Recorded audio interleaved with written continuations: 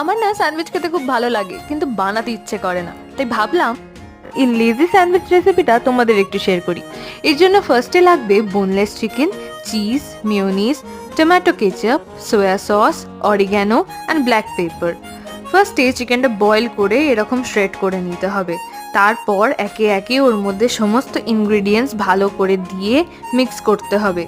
ভালো করে মিক্স করা হয়ে গেলে কিছু ব্রেডের স্লাইস নিয়ে তার মধ্যে চিকেনের স্টাফিংটা ভরে তার ওপরে অল্প একটু অরিগ্যানো ছড়িয়ে অন্য আর একটা ব্রেড স্লাইস নিয়ে সেটাকে ক্লোজ করে দিতে হবে।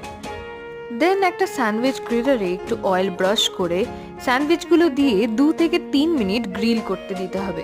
এটাকে লেজি স্যান্ডউইচ বলার একটাই কারণ, তোমাকে শুধু চিকেনটাই বয়েল করতে হবে, আর কোনো কাজ নেই। এবার 2 থেকে 3 মিনিট ওটাকে গ্রিল করার পর আমাদের স্যান্ডউইচ কিন্তু একদম রেডি। মনের মতন সার্ভ করে ঝটপট খেয়ে ফেলো। আর আমার ভিডিওটা ভালো লাগলে কমেন্ট করে সাবস্ক্রাইব করে দিও।